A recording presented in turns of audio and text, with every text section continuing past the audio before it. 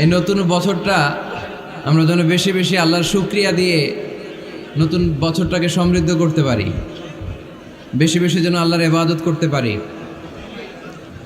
নতুন বছরে আমরা শপথ নেই, আমরা যেন অন্তরে হিংসা লালন না করি, বিদ্বেষ লালন না করি, আমরা নিজেরা যেন কাদা ছোড়াছুরি না করি, আমরা যেন মিলেমিশে একসাথে একাকার হয়ে যাই। আল্লাহ তুমি কবুল করো, আমরা পড়ি আমিন। 60টা জিনিস মানুষ মরে যাওয়ার পরে তার কবরে পৌঁছতে থাকে। ইন্না মিম্মা ইয়ালহাকুল মুমিন মিন হাসানাতিহি বা'দা মাউতিহি, মানুষ মরে যাওয়ার পরেও যে 60টা জিনিস তার কবরে পৌঁছায় তার মধ্যে একটা হচ্ছে মসজিদান বানাহু, সে যে মসজিদ বানিয়ে গিয়েছে ওই মসজিদের সওয়াব। সুবহানাল্লাহ পড়েন। আপনি টাকা দিয়ে মসজিদ বানিয়ে দিলেন, ওই মসজিদে মুসল্লিরা নামাজ পড়ে, রোজাদাররা এসে ওখানে ইফতার খায়, তাহাজ্জুদ আদায়কারীরা তাহাজ্জুদ পড়ে, তাদের সওয়াবের কমতি হবে না, কিন্তু তাদের সওয়াবের একটা পার্সেন্টেজ সওয়াব যে ব্যক্তি মসজিদ বানালো তার আমল নামে আল্লাহ ঢুকিয়ে দেয়। সুবহানাল্লাহ বলতে পারলেন না? হে নামাজি আমার ঘরে নামাজ পড়ো আজ, দিল মে তোমার চরণ তলে হৃদয় যায় নামাজ। হে নামাজি আমার ঘরে নামাজ পড়ো আজ, দিল মে তোমার চরণ তলে হৃদয় যায় নামাজ। পড়েন আল্লাহু আকবার। কি সুন্দর লিখেছেন কাজী নজরুল ইসলাম। কাজী নজরুল ইসলাম খুব সুন্দর করে বলেছেন, মসজিদেরই পাশে আমায় কবর দিও ভাই, ঠিক কিনা? মসজিদেরই পাশে আমায় কবর দিও ভাই, যেন গোরে হতে মুয়াজ্জিনের আযান শুনতে পাই। আমার গোরের পাশে দিয়ে ভাই নামাজিরা যাবে, পবিত্র সেই পায়ের ধ্বনি এ বান্দা শুনতে পাবে। গোরা যাব হতে গুনাহগার পাইবে রেহাই, মসজিদেরই পাশে আমায় কবর দিও ভাই। কত মানুষ নামাজি ভাই মসজিদাঙ্গিহীনাতে, আল্লাহর নামের জিকির করে লুকিয়ে গভীর রাতে।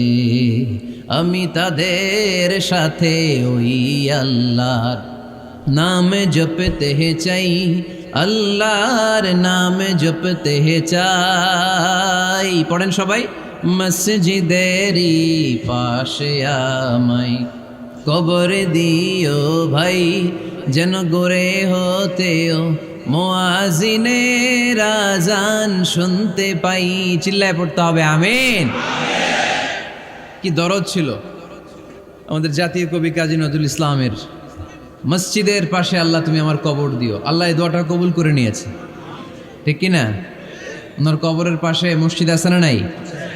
আছে। এজন্য মসজিদের সাথে সম্পর্ক জুড়ে দেওয়া এটা ইমানদারের আলামত, আর মসজিদকে ঘৃণা করা এটা মুনাফিকের আলামত। এজন্য আমরা যেন আমাদের হৃদয়টাকে মসজিদের সাথে জুড়ে দেই, মসজিদের সাথে যেন সুসম্পর্ক থাকে। মসজিদ সবার, মসজিদ নিয়ে দলাদলি নাই। দলাদলি আছে অনেক জায়গায়, হানাফি মসজিদ, আহলে হাদিস মসজিদ এরকম আমরা দেখি বা শুনি, এটা ঠিক না।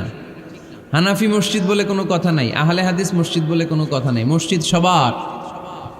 ছোট্টখাট্ট বিষয় নিয়ে মসজিদে মারামারি, একজন হাত তোলে আরেকজন তোলে না, কিলাকিলি আছে না নাই? একজন বলে জোরে আমিন, আরেকজন আস্তে আমিন, মারামারি আছে না নাই? এগুলো কি মারামারি করার কোনো বিষয়? কথা বলেন। সালাতে ফরজ আছে, ওয়াজিব আছে, সুন্নাহ আছে। খেয়াল করে বুঝবেন, ফরজ যদি নষ্ট হয় সালাত ভঙ্গ হয়, you have to repeat your salah. ওয়াজিব নষ্ট হলে সালাত ভঙ্গ হয় না, নতুন করে পড়া লাগে না, সেজদায় শাহু দিলেই সালাত আদায় হয়ে যায়। আর সুন্নাহ নষ্ট হলে নামাজ নষ্টও হয় না, নতুন করে পড়াও লাগে না, সৌ সেজদাও লাগে না, নামাজ আদায় হয়ে যায় সুন্নাহ নষ্ট হলে। এই যে হাত তোলা না তোলা এটা সুন্নাহ, আমিন জোরে বলা না বলা এটা কি সুন্নাহ। যেটা কোনো কারণে কেউ না করলেও তার নামাজ কবুল করে নিবে কে? আর এই সব সুন্নত লই আমগো দেশে গিলাগিলি। মৌলভীবাজারে মাশাআল্লাহ এগুলা নাই, এখানেও আছে। এগুলার অবসান ঘটুক, আমরা চাই কি চাই না? আর কত এই ছোটখাটো বিষয় নিয়ে আমরা এই বিভেদের প্রাচীর আর দেয়ালকে উঁচু করব আমাদের মাঝখানে? কবে আমরা ঐক্যের সিন্ডিকেট করব? কবে? আর কবে সাদা মনের মানুষ হব? কবে? আর কত? অনেক হয়েছে, আর না, এবার থামেন। বিভেদের প্রাচীরকে ভেঙে চুড়িয়ে দেন। ঐক্যের এমন সিন্ডিকেট গড়তে হবে যাতে কোনো অপশক্তি এই ঐক্যকে ভাঙতে না পারে, বানচাল করতে না পারে। চিল্লায় বলেন ঠিক কিনা? এজন্য মিউচুয়াল রেসপেক্টের দরকার, পারস্পরিক শ্রদ্ধাবোধ সব ক্ষেত্রে, রাজনীতিতে, সামাজিক অ্যাক্টিভিটিসে আমাদের আলেম ওলামাদের মধ্যে পারস্পরিক শ্রদ্ধাবোধের দরকার, মিউচুয়াল রেসপেক্ট। কেউ কাউরে রেসপেক্ট করে না, আমি যেটা বুঝছি এটাই সব, বাকি সব হারাম, এরকম বলে না অনেকে? এরকম যেন না করি। তাহলে মসজিদ সবার, মসজিদ আল্লাহর হাবিব সাল্লাল্লাহু আলাইহি ওয়াসাল্লাম খ্রিস্টানদেরকে মসজিদে ঢুকতে দিয়েছেন, আর আমরা মুসলমান ভাইয়ের জন্য মসজিদে তালা ঝুলাই দেই, আছে না নাই? আল্লাহর হাবিব সাল্লাল্লাহু আলাইহি ওয়াসাল্লাম কোথাও গেলেই প্রথমে মসজিদ বানাতেন। কি বানাতেন? মসজিদ বানাতেন। মক্কা থেকে হিজরত করে মদিনায় আসলেন, কোবায় থাকলেন কয়েক সপ্তাহ। কোবা পল্লীতে তিনি মসজিদ বানালেন, মসজিদ কোবা। ওখানে প্রতি শনিবার কেউ যদি অজু করে ওখানে যে 2 রাকাত নামাজ পড়ে, একটা কবুল উমরার সওয়াব আল্লাহ তাআলা তার আমলনামায় দিয়ে দেয়। মসজিদে কোবা বানালেন। তারপরে মদিনায় এসে মসজিদে নববী বানালেন আল্লাহর হাবিব সাল্লাল্লাহু আলাইহি ওয়াসাল্লাম, মসজিদে নববী। এটা ছিল আল্লাহ রাসূল সাল্লাল্লাহু আলাইহি ওয়াসাল্লামের বৈশিষ্ট্য। কোথাও গেলেই তিনি মসজিদ বানাতেন, মসজিদে নববী। হায় রে, এখন তো কত সুন্দর মসজিদ আমরা দেখি, আমরা যে সালাত পড়ি। আল্লাহর হাবিব সাল্লাল্লাহু আলাইহি সাল্লামের সময় মসজিদে নববী কি এরকম ছিল? কথা বলেন। ফ্লোর ছিল বালুর ফ্লোর। কিসের ফ্লোর? আমাদের মসজিদের ফ্লোর কিসের? টাইলস।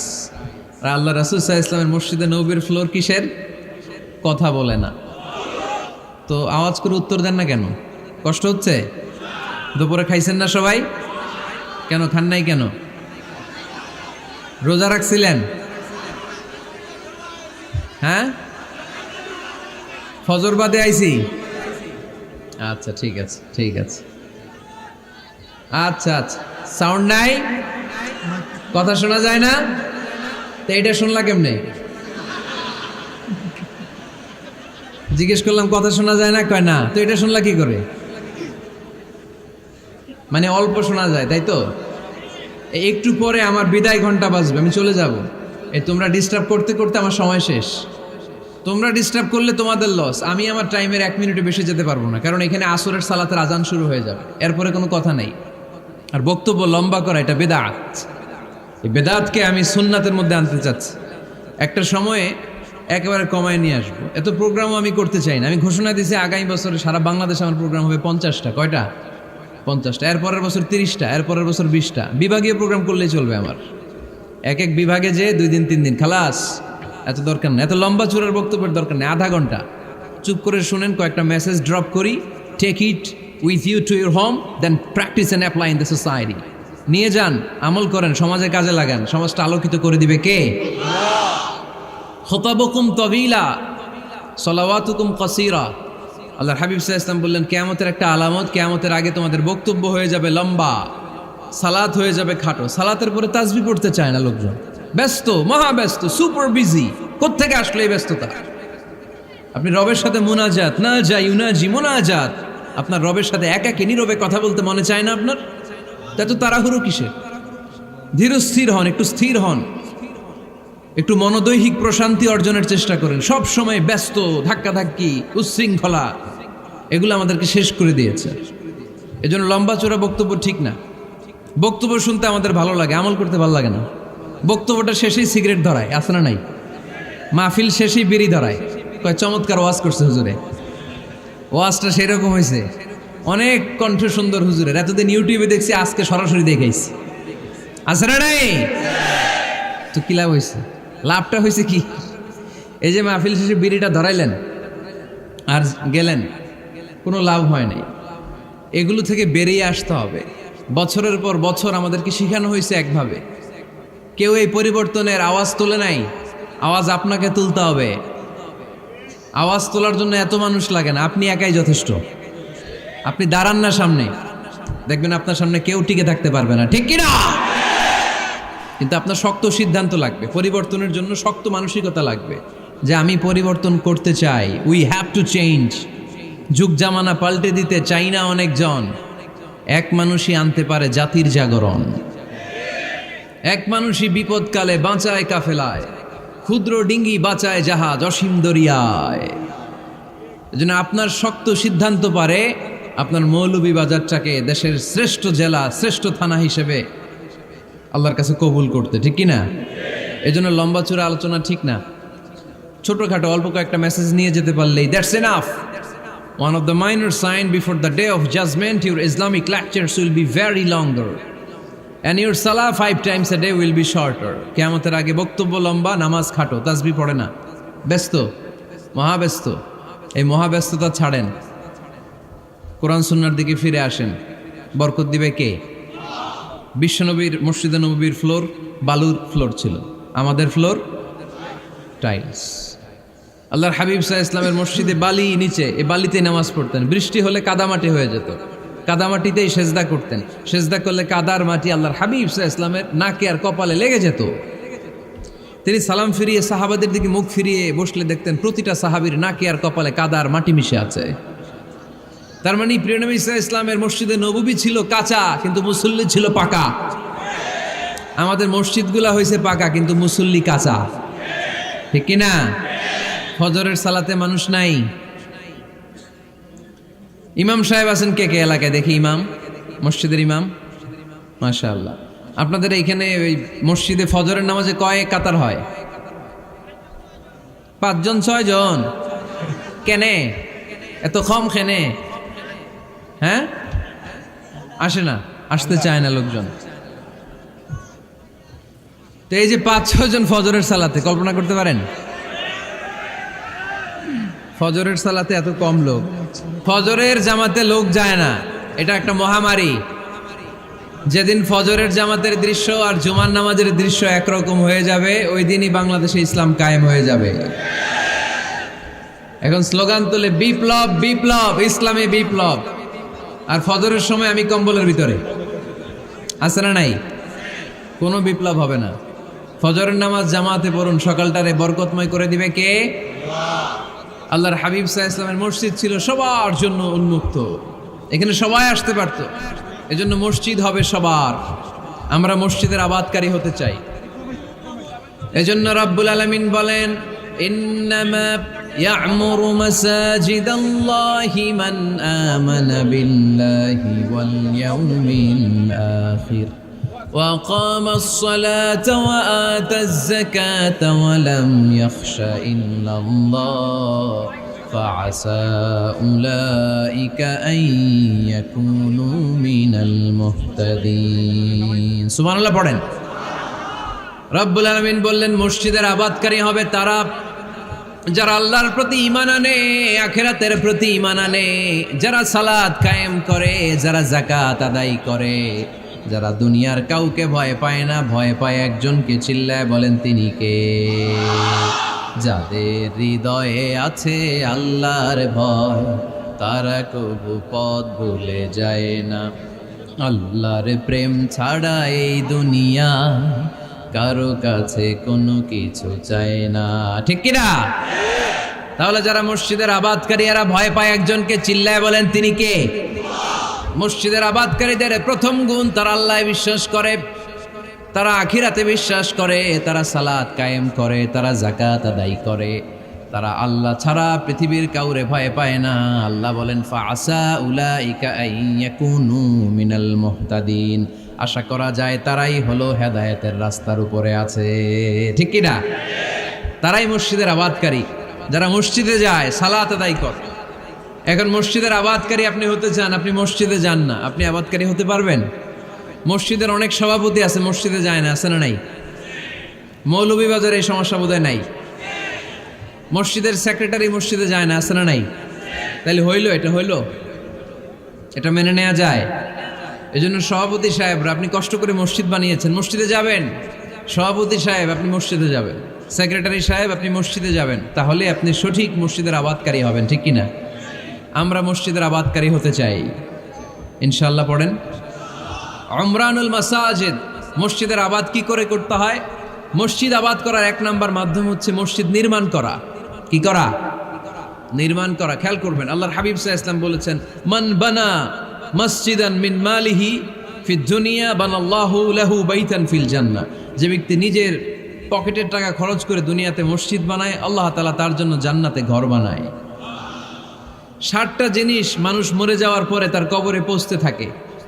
ইন্না মিম্মা ইয়ালহাকুল মুমিন মিন হাসানাতিহি বা'দা মাউতিহি, মানুষ মরে যাওয়ার পরেও যে 60টা জিনিস তার কবরে পৌঁছায়, তার মধ্যে একটা হচ্ছে মসজিদান বানাহু, সে যে মসজিদ বানিয়ে গিয়েছে ওই মসজিদের সওয়াব। সুবহানাল্লাহ পড়েন। আপনি টাকা দিয়ে মসজিদ বানিয়ে দিলেন, ওই মসজিদে মুসল্লিরা নামাজ পড়ে, রোজাদাররা এসে ওখানে ইফতার খায়, তাহাজ্জুদ আদায়কারীরা তাহাজ্জুদ পড়ে, তাদের সওয়াবের কমতি হবে না, কিন্তু তাদের সওয়াবের একটা পার্সেন্টেজ সওয়াব যে ব্যক্তি মসজিদ বানালো তার আমল নামে আল্লাহ ঢুকিয়ে দেয়। এজন্য বেশি বেশি মসজিদ বানাতে রাজি আছেন তো? তাহলে মসজিদ আবাদ করার প্রথম মাধ্যম হচ্ছে মসজিদ বানানো। 2 নাম্বার মাধ্যম হচ্ছে মসজিদে যেয়ে জামাতে সালাত আদায় করা। জামাতে সালাতুল জামাআ তাফদুলু সালাতাল ফাযযি বি27 দারাজা। ঘরে নামাজ পড়লে একা একা পড়লে যেই সওয়াব, জামাতে পড়লে 27 গুণ বেশি সওয়াব। সুবহানাল্লাহ বলতে পারলেন না? হে নামাজি আমার ঘরে নামাজে পড়ো আজ, দিলে মে তোমার চরণ তলে হৃদয় যায় নামাজ। হে নামাজি আমার ঘরে নামাজে পড়ো আজ, দিলে মে তোমার চরণ তলে হৃদয় যায় নামাজ। পড়েন আল্লাহু আকবার। কি সুন্দর লিখেছেন কাজী নজরুল ইসলাম। মসজিদ কেমন যেন মসজিদ তার নিজের ভাষায় আল্লাহর কাছে কেঁদে কেঁদে ফরিয়াদ জানায়, আল্লাহ নামাজিরা আমার ঘরে আসে না, কি সুন্দর টাইলস, কি সুন্দর মুসল্লা, কি সুন্দর এয়ার কন্ডিশন, সব আছে কিন্তু মুসল্লি নাই, ঠিক কিনা? মসজিদগুলো আল্লাহর কাছে ফরিয়াদ জানায়। এজন্য আমরা যেন মসজিদমুখী হই। কি মুখী? আওয়াজ করে বলতে হবে, কি মুখী? মসজিদমুখী। তাহলে মসজিদ আবাদের 1 নাম্বার পদ্ধতি মসজিদ বানানো। 2 নাম্বার মসজিদে বেশি বেশি যে জামাতে সালাত আদায় করা। 3 নাম্বারে মসজিদের সাথে সম্পর্ক জুড়ে দেওয়া, হৃদয়টা যেন সবসময় মসজিদের সাথে লেগে থাকে। আল্লাহর হাবিব সাল্লাল্লাহু আলাইহি ওয়াসাল্লাম বললেন, সাবআতুন ইউযিল্লুহুমুল্লাহু ফি যিল্লিহি ইয়াউমা লা যিল্লা ইল্লা যিল্লু। 7 শ্রেণীর ব্যক্তিকে আল্লাহ তাআলা কিয়ামতের দিন আরশের নিচে ছায়া দিবে, যেদিন আল্লাহর আরশের ছায়া ছাড়া কোনো ছায়া পৃথিবীতে থাকবে না। সেই দিনটা কি এই দিনের মতো? কিয়ামতের দিনটা আজকের এই দিনের মতো হবে? 50,000 বছর হবে। এটা লেন্থ, এটা ডিউরেশন। কাআন সাফসাফা লা তারা ফিহা ইওয়াজা ওয়ালা আমতা, লেভেল প্লেইং ফিল্ড, তামার জমিন। একটু কল্পনা করেন তো ওই দিনটা কত ভয়ঙ্কর। বাবা ছেলেরে চিনবে না ওই দিন, ছেলে বাবারে চিনবে না, স্ত্রী স্বামীকে চিনবে না, স্বামী স্ত্রীকে চিনবে না, পীর সাহেব মুরিদ চিনবে না, মুরিদ পীর সাহেবকে চিনবে না, নেতা কর্মীকে চিনবে না, কর্মী নেতাকে চিনবে না। হায় হায়, ইয়া নাফসি ইয়া নাফসি বলে কাঁদবে। সূর্যটা মাথার কাছে চলে আসবে, সূর্যের তাপে মাথার মগজগুলো গলে গলে নাকের ছিদ্র আর কানের ছিদ্র দিয়ে টপ টপ করে বেয়ে বেয়ে পড়বে। তৃষ্ণায় মানুষগুলো পাগল পাড়া, জিহ্বাটা বের হয়ে নাভি পর্যন্ত ঝুলতে থাকবে। সেদিন সবাই পাগলের মতো ছুটতে থাকবে, কোনো ছায়া নাই আল্লাহর আরশের ছায়া ছাড়া। আল্লাহর হাবিব বললেন 7 শ্রেণীর ব্যক্তিকে আল্লাহ তাআলা আরশের নিচে ছায়া দিবেন।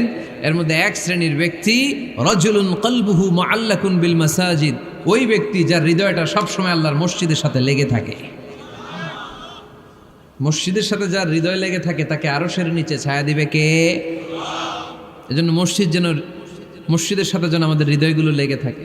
অনেকেই দেখবেন এত ভালো নামাজে, জোহর পরে টেনশন করে আসরটা কই পড়বো, আসর পরে চিন্তা করে মাগরিবের সময় আমি কোথায় থাকবো, মাগরিবের সময় টেনশন, ইস এশাটা হয়ে গেলেই তো শেষ। এরকম লোক আছে না নাই? এদেরকে সেই কঠিন ভয়াবহ দিনে আরশের নিচে ছায়া দিবে কে? তারপরে মসজিদ আমাদের 4 নাম্বার পদ্ধতি, মসজিদকে পরিচ্ছন্ন রাখা, মসজিদকে ঝাড়ু দেয়া। মসজিদকে যারা পরিষ্কার করে তাদের হৃদয়ের যন্ত্রণা দূর করে দেয় কে?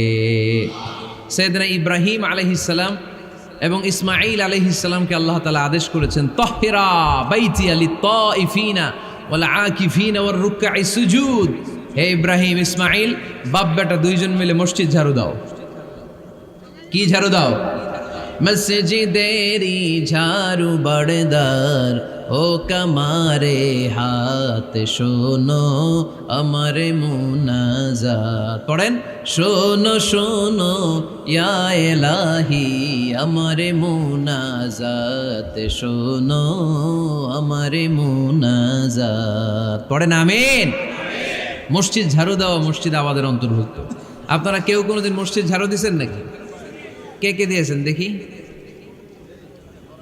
সবাই? সবাই মসজিদের খাদেম? মাশাআল্লাহ।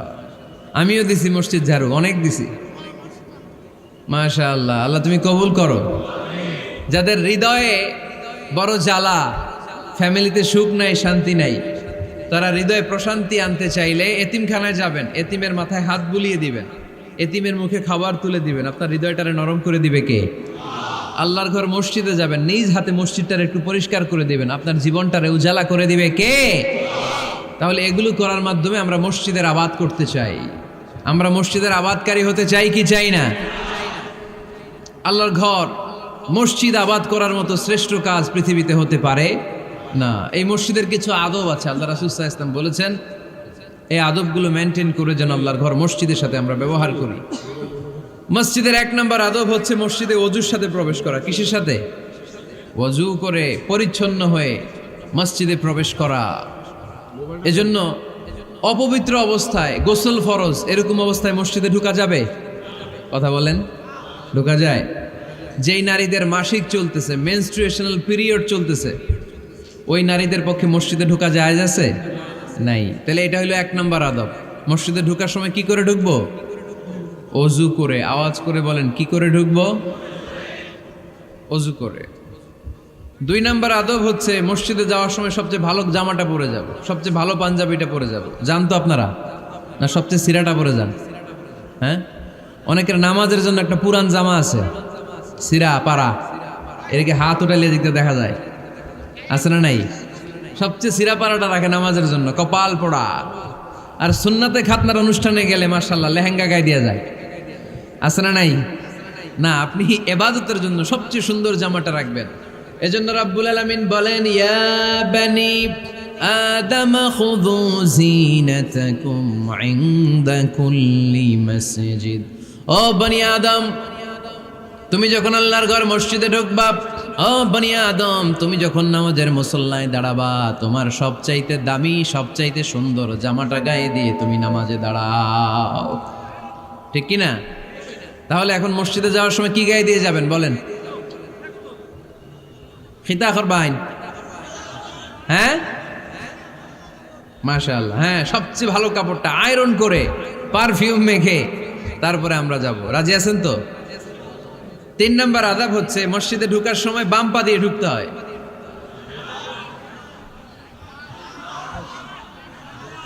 কোন পা? আরো জোরে। এদেরকে গুতা মারা লাগে, নাইলে আওয়াজ বাড়ে না। এরকম ভলিউম টাইট করতে হয়, ভলিউম হাই করলে আর পরে বাড়ে। এমনি বলতে চায় না। আর ঘটনা কি? হ্যাঁ, খায় নাই। বদরের যুদ্ধ হয়েছিল রমাদানে, কোনো সাহাবী খায় নাই, না খাইয়া একেবারে সাইজ করে দিছে কাফেরদেরকে। আমরা না খেলেও আমাদের হৃদয়ে ইমানি শক্তি আছে না নেই? এই তো বোঝা যাচ্ছে ইমানি শক্তি আছে। এতক্ষণ আছিল কই? তো মসজিদে ঢোকার সময় কোন পা দিয়ে? এগুলো মনে থাকে আমাদের? ভুলা যাই আমরা, খেয়াল থাকে না তো এগুলা। এত কিছু মনের মধ্যে রাখলে এগুলো মনে থাকবে কেমনে? মসজিদে ঢোকার সময় কোন পা? আরো জোরে। বেরোয়ার সময় কোন পা? মনে থাকবে? মসজিদে যখন ঢুকবেন ডান পা দিয়ে ঢুকবেন, আর দোয়া পড়বেন, আউযু বিল্লাহিল আযীম ওয়া বিওয়াজহিল কারীম ওয়া সুলতানিহিল কদীম মিনাশ শাইতানির রাজীম। বিষ্ণু সাল্লাল্লাহু আলাইহি ওয়াসাল্লাম বললেন, যে ব্যক্তি মসজিদে ঢোকার সময় এই দোয়াটা পড়বে, শয়তান আফসোস শুরু করে। সে বলে, হায় হায়, আজকের দিনের জন্য, সারা দিনের জন্য তো তুই আমার ওয়াসওয়াসা থেকে বেঁচে গেলি।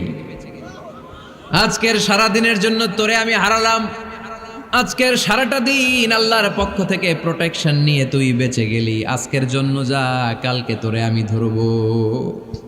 এজন্য এই দোয়াটা পড়ার দরকার আছে না? আউযু বিল্লাহিল আযীম ওয়া বিওয়াজহিল কারীম ওয়া সুলতানিহিল কাদীম মিনাশ শাইতানির রাজীম। 4টা বাক্যের দোয়া। মুখস্থ করতে কষ্ট হলে যে ইউটিউবে চলে যাবে আজকেই, ওখান থেকে শুনে আপনারা মুখস্থ করে নেবেন, এই দোয়াটা পড়বেন। তাহলে ওই দিনের জন্য শয়তানের ওয়াসওয়াসা, টেম্পটেশন, প্রভোকেশন থেকে আপনি আল্লাহ তাআলার প্রোটেকশনে চলে গেলেন। সুবহানাল্লাহ পড়েন। তারপর আল্লাহর হাবিব বললেন, ঢুকার আগে আমারে সালাম দাও। পড়বেন, আসসালামু আলাইকা আইয়ুহান নাবিয়্যু ওয়া রাহমাতুল্লাহি ওয়া বারাকাত। এই 2টা জিনিস যখন করে ফেললেন, তখন ডান পা দিয়ে পড়বেন, আল্লাহুম্মা আফতাহ লি আবওয়াবা রাহমাতিক। সুবহানাল্লাহ পড়েন। আল্লাহুম্মা আফতাহ লি, ও আল্লাহ আমার জন্য তুমি খুলে দাও আবওয়াবা রাহমাতিক, তোমার রহমতের দরজা। তার মানে মসজিদে ঢুকলে রহমত পাওয়া যায় কি যায় না? মসজিদে ঢুকলে পাওয়া যায় রহমত। মসজিদের বাইরে রহমতের কথা আল্লাহ বলে নাই, মসজিদের ভিতরে রহমত। কোথায় রহমত? কোথায়? মসজিদের ভিতরে রহমত আছে না? তার প্রমাণ, মসজিদে ঢুকলেই শান্তি লাগে কেমন জানি, আর ঘুমে ধরে। মসজিদে ঘুমাইছেন কারা কারা দেখি? সবাই ঘুমাইছেন? আরে আমি কত ঘুমাইছি। জুমার নামাজের সময় যে কি ঘুম আসে, আসে আসে কমন পড়ছে, একেবারে কমন পড়ে গেছে। ঘুম আসে কারণ রহমতের ঝিরি ঝিরি বাড়িধারা আল্লাহ তাআলা আরশের উপর থেকে নাজিল করতে থাকে, আর এই রহমতের কারণে হৃদয়টা প্রশান্ত হয়ে যায়, অনেকের ঘুমও চলে আসে, ঠিক কি না? এজন্য আল্লাহুম্মা আফতাহ লি আবওয়াবা রাহমাতিক, ও আল্লাহ তোমার রহমতের দরজাগুলো আমার জন্য খুলে দাও। এই দোয়া পড়লে রহমতের দরজা খুলে দেয় কে? আবার মসজিদ থেকে যখন বের হবেন তখন কোন পা দিয়ে? জোরে বলেন। বাম পা দিয়ে কি পড়বেন? আল্লাহুম্মা ইন্নী আসআলুকা মিন ফাদলিক, ও আল্লাহ তোমার কাছে আমি তোমার পক্ষ থেকে ফদল চাই, মানে রিজিক চাই। রিজিক দেওয়ার মালিক কে? তার মানে খুব সোজা সাপটা কথা হচ্ছে, মসজিদের ভিতরে পাওয়া যায় রহমত, আর বাইরে পাওয়া যায় ফদল বা রিজিক। বাইরে পাওয়া যায় কি? রিজিক। মসজিদের ভিতরে রিজিক আছে। তার মানে সারাদিন মসজিদে বসে থাকলে রিজিক মিলবে? নামাজের সময় নামাজ পড়তে হবে, কাজের সময় কাজ করতে হবে, এটাই হচ্ছে ইসলামের বিধান। নামাজের সময় নামাজ, কাজের সময়। আমি প্রশ্ন করবো, আওয়াজ করে উত্তর দেন। নামাজের সময়, কাজের সময়, নামাজের সময়, কাজের সময়, এটা মনে থাকবে। এজন্য আল্লাহ বললেন, ফাইদা কুদিয়াতিস সালাতু ফান্তাশিরু ফিল আরদি ওয়াবতাগু মিন ফাদলিল্লাহ। যখন তোমাদের সালাত শেষ হয়ে যায়, আল্লাহর রিজিক অন্বেষণের জন্য আল্লাহর জমিনে তোমরা ছড়িয়ে যাও। নামাজের সময় আসবেন, নামাজ শেষ বের হয়ে যান। ফান্তাশিরু ফিল আরদ, জমিনে ছড়িয়ে পড়ো। নামাজ শেষ, চেয়ারম্যান সাহেব চলে যাবে ইউনিয়ন পরিষদের ভেতরে, ছাত্ররা চলে যাবে হাই স্কুলে, মেম্বার অফ দ্য পার্লামেন্ট চলে যাবে সংসদে, সেনাবাহিনীর লোকেরা চলে যাবে ক্যান্টনমেন্টে, ব্যবসায়ীরা চলে যাবে তাদের বাজারে, সিএনজি ওয়ালারা সিএনজি নিয়ে ব্যবসা শুরু করবে, রাস্তায় নেমে যাবে, চিল্লায় বলেন ঠিক কিনা? এটাই ইসলামের বিধান। নামাজের সময় নামাজ, কাজের সময়। আচ্ছা, তাহলে প্রথম সুন্নাত পেলাম, পবিত্র হয়ে ঢুকবো, ভালো জামা পরে ঢুকবো 2 নাম্বার। 3 নাম্বার, ঢুকার সময় কোন পা? বের হওয়ার সময়। 4 নাম্বার, মসজিদে ঢুকেই 2 রাকাত। মসজিদে ঢুকে কয় রাকাত পড়েন আপনারা? তাহিয়াতুল মসজিদ, মসজিদে আপনি ওয়েলকাম জানাবেন, ঢুকেই 2 রাকাত পড়বেন, ওযু করলেই 2 রাকাত। আল্লাহর হাবিব সাল্লাল্লাহু আলাইহি ওয়াসাল্লাম মসজিদে নববীতে জুমার খুতবা দিচ্ছেন। খুতবা চলাকালীন সময়ে এক সাহাবী এসে মসজিদের মধ্যে বসে পড়লেন। আল্লাহর হাবিব সাল্লাল্লাহু আলাইহি ওয়াসাল্লাম সাহাবীরে বললেন দাঁড়াও। সাহাবী দাঁড়ালেন। আল্লাহর নবী জিজ্ঞেস করলেন, কেন বসে বললা? 2 রাকাত পড়ছো নাকি? সাহাবী বলে, পড়ি নাই। বিশ্বনবী বললেন, তাহলে তাড়াতাড়ি 2 রাকাত নামাজ পড়ে বসে যাও। সুবহানাল্লাহ পড়ে। 2 রাকাত পড়ো নাই তো পড়ো, দাঁড়াও, তারপরে বসো। দেখেন, খুতবা চলাকালীন সময়ে আমাদের খতিবরা কখনো খুতবা থামায়? কথা বুঝেন নাই? জুমার খুতবা আপনারা শুনেন না? খুতবা চলতেছে, ওই মুহূর্তে ইমাম সাহেবরা কখনো খুতবা থামায়? মাঝখানে কোনো ঝামেলা হলে থামায় না। প্রথম খুতবা শেষ, বসে, তারপরে দ্বিতীয় খুতবা। খুতবার মাঝখানে কোনো থামাথামি নাই। কিন্তু আল্লাহর হাবিব সাল্লাল্লাহু আলাইহি সাল্লাম কেমন খতিব ছিলেন দেখেন। আল্লাহর হাবিব সাল্লাল্লাহু আলাইহি সাল্লামের খুতবা দেওয়ার স্টাইল অ্যান্ড অ্যাটিটিউড এবং আমাদের খুতবা দেওয়ার স্টাইল অ্যান্ড অ্যাটিটিউড আল্লাহ রাসূল সাল্লাল্লাহু আলাইহি ওয়াসাল্লামেরটা কত প্রাণবন্ত ছিল। আল্লাহ রাসূল সাল্লাল্লাহু আলাইহি ওয়াসাল্লাম সোসাইটি ওরিয়েন্টেড একজন পার্সোনালিটি ছিলেন, সমাজের মানুষ কেন্দ্রিক, খুব সামাজিক ছিলেন আল্লাহ রাসূল সাল্লাল্লাহু আলাইহি ওয়াসাল্লাম। তিনি দেখলেন একজন বসে পড়ছে, উনি খুতবা থামায় দিলেন, জুমার খুতবা থামায় বললেন, এই নামাজ পড়ছো না, পড়ো 2 রাকাত পড়ো। আবার খুতবা শুরু করলেন, সুবহানাল্লাহ পড়বেন না? একবার তিনি খুতবা দিচ্ছেন, দেখলেন আল্লাহ রাসূল সাল্লাল্লাহু আলাইহি ওয়াসাল্লামের 2 জন নাতি হাসান আর হুসাইন রাদিয়াল্লাহু তাআলা আনহুমা, ছোট্ট মানুষ, কাতারের ভিতরে ঢুকে কোন সাহাবী টুপি টান দেয়, কারো পাগড়ি ধরে টান দেয়, একজন এদিকে দৌড় দেয়, আরেকজন ওদিকে দৌড় দেয়, মসজিদে একটা ডিস্টার্ব হচ্ছে। আল্লাহর হাবিব সাল্লাল্লাহু আলাইহি ওয়াসাল্লাম খুতবা থামিয়ে দিলেন, মিম্বার থেকে নেমে আসলেন, 2 নাতিকে 2 হাতে ধরলেন, ধরে আস্তে করে জান্নাতের এই 2 সর্দারকে নিয়ে মিম্বারের উপরে দাঁড়ালেন, এই হাতে এই নাতি, ওই হাতে আরেক নাতি। এরপর দাঁড়িয়ে দাঁড়িয়ে তিনি বাকি খুতবা দিলেন, পড়েন সুবহানাল্লাহ। কত প্রাণবন্ত খুতবা! উনিও খুতবা দিতেন, আমরাও খুতবা দেই। আল্লাহর হাবিব সাল্লাল্লাহু আলাইহি ওয়াসাল্লাম খুতবা দিচ্ছেন, এক সাহাবী এসে বলল, ইয়া রাসূলুল্লাহ, মদিনায় দুর্ভিক্ষ, বৃষ্টি নাই, আপনি বৃষ্টির দোয়া করেন। রাসূল সাল্লাল্লাহু আলাইহি ওয়াসাল্লাম খুতবা থামায় দিলেন, থামায় দিয়ে দোয়া শুরু করলেন, আল্লাহুম্মা আসকিনা গাইসান মুগীসান মারিআন মুরিআন নাফিআন গায়রা দার আজিলান গায়রা আজল। আল্লাহ উপকারে বৃষ্টি দেন, যে বৃষ্টিতে আমাদের ফসল জন্মাবে, সবুজ ঘাস লতা পাতা জন্মাবে, আমাদের গবাদি পশুর রিজিক বাড়বে, এরকম উপকারী বৃষ্টি আমাদেরকে দিয়ে মদিনাটারে ধন্য করে দেন। বৃষ্টি শুরু হলো, জুমাবার বৃষ্টি, শনি রবি সোম মঙ্গল বুধ বৃহস্পতি শুক্র, টানা 7 দিন বৃষ্টি। এবার বৃষ্টির চোটে মদিনায় বন্যা হয়ে গেছে। এতদিনে দুর্ভিক্ষ, এতদিনে কি, এখন বৃষ্টির বরকতের দোয়া করছে, বৃষ্টিতে এবার বন্যা। যেই সাহাবী বৃষ্টির জন্য দোয়া করতে বলেছিলেন, পরের জুমাবারের খুতবার সময় এসে ওই সাহাবী বলেন, ইয়া রাসূলুল্লাহ, আবার খুতবার মাঝখানে, ইয়া রাসূলুল্লাহ, আর বৃষ্টির দরকার নাই, আর দরকার নেই, এবার বৃষ্টি বন্ধের দোয়া করেন। আল্লাহর হাবিব সাল্লাল্লাহু আলাইহি ওয়াসাল্লাম খুতবা থামিয়ে আবার বন্ধের দোয়া, আল্লাহুম্মা হাওয়ালাইনা ওয়ালা আলাইনা, হে আল্লাহ আমাদের চারিদিকে দেন, মদিনাতে আর বৃষ্টির দরকার নাই। চিল্লায় পড়েন সুবহানাল্লাহ।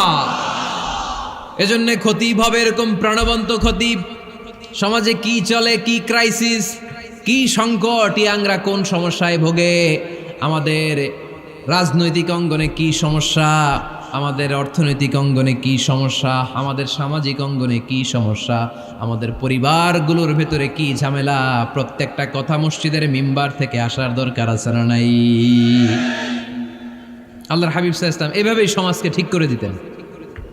2 রাকাত মসজিদে ঢুকে আজকে থেকে আমরা পড়ব। মসজিদে ঢুকলেই কয় রাকাত মনে থাকবে না ভুলে যাবেন? তারপরে আল্লাহর হাবিব সাল্লাল্লাহু আলাইহি ওয়াসাল্লাম বলেছেন, খবরদার কবরের উপর মসজিদ বানিও না। কবরস্থান একদিকে, মসজিদ আর একদিকে, কিন্তু বাংলাদেশে মসজিদের সাথে কবর মিলানো আছে না নাই? ছোট্ট একটা মসজিদ, কিন্তু এত বড় বাবার কবর আছে না নাই? এগুলো করবেন না আপনি। আগে হবে মসজিদ, পরে কবরস্থান। যেমন মসজিদে নববী হয়েছে আগে, তারপরে বিশ্বনবীর কবর এখানে আছে না নাই? মসজিদে নববী প্রতিষ্ঠিত হয়েছে আগে, পরে বাকি কবরস্থান আছে না নাই? কিন্তু কোন আল্লাহর ওলির কবরস্থানের উপরে যদি মসজিদ বানান, তার উপর লানাত দিয়েছে কে? লাআনা রাসূলুল্লাহ আলাল ইয়াহুদ ওয়ান নাসারা ইত্তাখাযু কুবুর আমবিয়াইহিম মাসাজিদা। আল্লাহর রাসূলের লানত ইহুদি নাসারাদের উপর, কারণ ইহুদি আর নাসারাদের একটা খাসলাত, একটা বৈশিষ্ট্য ছিল, তারা তাদের নবীদের কবরের উপরে মসজিদ বানায় ফেলতো। এটা করা যাবে?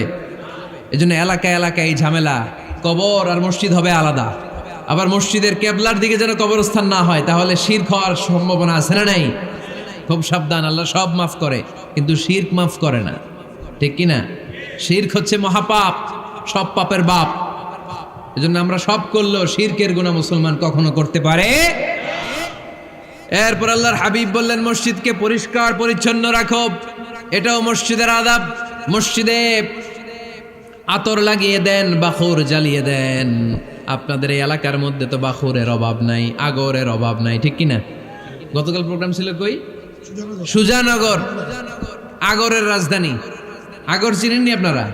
হ্যাঁ, এই যে দেহনেল উদ পারফিউম, আপনাদের এই যে মাহাতাব সাহেবের আল হারামাইন, এরপরে যে আজমল কোম্পানি, এও আপনাদের এই মৌলভীবাজার এলাকার। এরকম অনেক কোম্পানি আছে দুবাই ভিত্তিক, গোটা বিশ্বে ওনারা ব্র্যান্ডিং করেছে। এগুলোর র ম্যাটেরিয়াল, কাঁচামাল যায় হচ্ছে আপনাদের মৌলভীবাজার থেকে। সম্মানিত ভাইয়েরা, মসজিদ পরিষ্কার পরিচ্ছন্ন রাখবেন, এই বাখুর জ্বালাবেন, দেহনেল উদ, এই পারফিউমগুলো ছড়িয়ে দিবেন। মসজিদের মধ্যে অনেক মসজিদে দুর্গন্ধ আছে না নাই? এই কার্পেটের মধ্যে ময়লা, পরিষ্কার করেন। আল্লাহর হাবিব সাল্লাল্লাহু আলাইহি ওয়াসাল্লাম বলেছেন, খবরদার। আম্মা জান আয়েশা বর্ণনা করেন, আমার রাসূলুল্লাহ সাল্লাল্লাহু আলাইহি ওয়াসাল্লাম বিবিনাইল মসজিদ ফি দুয়ার, ওয়া আন তুতাইয়াবা ওয়া তুনাজ্জাফ, আমরা যেন এলাকা এলাকায় মসজিদ বানাই, মসজিদগুলোকে যেন পারফিউম দিয়ে আতর দিয়ে সুগন্ধময় করে দেয়। বিশ্বনবী আদেশ করেছেন, সুবহানাল্লাহ পড়েন।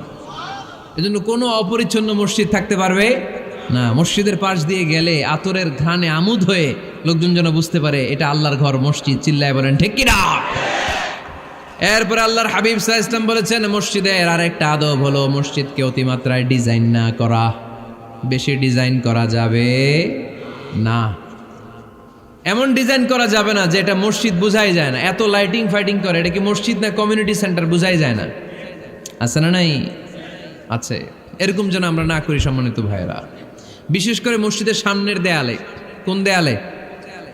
সামনের দেয়ালটা কেবলার দিকে যেই দেয়াল, এই দেয়ালটা হতে হবে ফ্রেশ, যাতে করে মানুষের দৃষ্টি আকর্ষণ না করে। প্রায় মসজিদের দেয়ালের মাঝখানে দেখবেন আপনি ক্যালেন্ডার ঝুলায় রাখে, আছে না নাই? মৌলভীবাজারের কি অবস্থা? খিতা খবর আছে? তো এই যে ক্যালেন্ডার ঝুলায় রাখে, ওইখানে দেখবেন বিভিন্ন মসজিদের ছবি, এতিমখানার ছবি, মানুষের ছবি। তো মানুষ নামাজও পড়ে, আবার ওগুলোও তাকায়, আছে না নাই? প্রথম কাতারে পরে ওইখানে কি লেখা এগুলো পরে, তার ডিস্টার্ব হচ্ছে না? এই মুসল্লির দৃষ্টি যাতে অন্যদিকে না যায়, এটা খেয়াল রাখতে হবে। যদি পারা যায় মসজিদের সামনে কোনো ঘড়ি টড়ি চলবে না। ঘড়ি মসজিদের পেছনের দেয়ালে, সময়সূচি পেছনের দেয়ালে, সব পেছনে। সময় কয়টা বাজে ওটা ইমাম দেখলেই চলবে, ইমাম এভাবে দেখে নিবে, আপনারাও দেখে নেবেন। কিন্তু সামনের দেয়ালটা যত সিম্পল করা যায়। আল্লাহর হাবিব সাল্লাল্লাহু আলাইহি ওয়াসাল্লাম নামাজ পড়া অবস্থায় সামনে এমন কিছু রাখতেন না যেটার দ্বারা আল্লাহর হাবিব সাল্লাল্লাহু আলাইহি ওয়াসাল্লামের সালাতে মনোযোগ অন্যদিকে চলে যায়। আমরা যখন সালাত পড়ি, যদি অন্যদিকে তাকাই, ফেরেশতার মাধ্যমে আল্লাহ একটা ডাক দেয়, বলে আকবিল, এই বান্দা ফিরে আয়, তোর নজর থাকা দরকার সিজদার জায়গায়, ফিরে আয়। আপনি আবার যখন অন্যদিকে তাকান, আল্লাহ বলে ফিরে আয়, সিজদার দিকে তাকা। আপনি আবার যখন ঘড়ির দিকে তাকান, আল্লাহ বলে আকবিল, ফিরে আয়, সিজদার দিকে তাকা। আপনি যখন আবার অন্যদিকে তাকান, তখন আল্লাহ বলে লা হাজাতা লি ইলা সালাতিক, তোর এই নামাজের দরকার আমার নাই। নাউজুবিল্লাহ পড়বেন না? তোর এই নামাজের দরকার আমার নাই। অজু করে কষ্ট করে যাকে খুশি করার জন্য আপনি সালাতে দাঁড়ালেন, উনি যদি বলে এই নামাজের দরকার নেই, তা কার জন্য নামাজ পড়লেন আপনি? কথা কি বুঝতে পেরেছেন? এই জন্য এলাকার গণ্যমান্য ব্যক্তিবর্গ আছে, আমাদের চেয়ারম্যান সাহেব আছে, আরো অন্যান্য বিজনেস ম্যাগনেটরা আছে। আপনারা মসজিদ যখন নির্মাণ করবেন, সামনের দেয়ালটা যত সাদামাটা হতে পারে ততই ভালো। এমনকি জায়নামাজের মধ্যে এখন কাবা ঘরের ছবি আছে না নাই? আছে না? কি মুসলমান আমরা! নিজের কাবারে নিজে লাথি মারি নামাজের আগে, মনের অজান্তে নিজের কাবাকে নিজে লাথি মারছি। এরকম জায়নামাজ ব্যবহার করা নিষেধ। চিল্লায় বলেন ঠিক কিনা? সাদা ফ্রেশ জায়নামাজ বাজারজাত করেন, আপনাদের সিদ্ধান্তই ওনাদের ব্যবসা বয়কট হয়ে যাবে। আপনারা যদি এখন থেকে মসজিদের মিনারা আর কাবা ঘরের যে প্রতিকৃতি বা ছবি, এরকম ছবি সম্বলিত জায়নামাজ কিনা বন্ধ করে দেন, এদের মার্কেট থাকবে? কথা বলেন। কালকে থেকে আমরা জায়নামাজ কেনার সময় ফ্রেশ জায়নামাজ কিনবো। কোনো মসজিদ, কোনো মিনার, আমাদের কাবা ঘরের ছবি সম্বলিত কোনো জায়নামাজ কিনা যাবে? আওয়াজ করে বলেন, যাবে? যাবে না। এগুলো হচ্ছে মসজিদের আদাব। এগুলো রক্ষা করে মসজিদে ঢোকার দরকার আছে না নাই? পৃথিবীতে 3টা মসজিদ সবচাইতে শ্রেষ্ঠ মসজিদ। কয়টা? আওয়াজ করে বলেন না। 1 নাম্বার মসজিদুল হারাম, ফাওয়াল্লু উজুহাকুম শাতরা। যেখানেই তোমরা নামাজ পড়ো না কেন, মসজিদের হারামের দিকে হয়ে নামাজ পড়ো। কেবলা কোন দিকে আজকে? এদিকে, এইদিকে কেবলা। আমি যদি এদিকে হয়ে পড়ি, নামাজ হবে না? হবে না কেন? কারণ কেবলামুখী হয়ে নামাজ পড়া ফরজ। চিল্লায় বলেন ঠিক কিনা? মসজিদুল হারাম পৃথিবীর প্রথম মসজিদ। ওখানে একটা ঘর আছে, ঘরটার নাম হলো কাবা। ইন্না আউওয়ালা বাইতিন উদিআ লিন-নাসি লাল্লাযী বিবাক্কাতা মুবারাকা।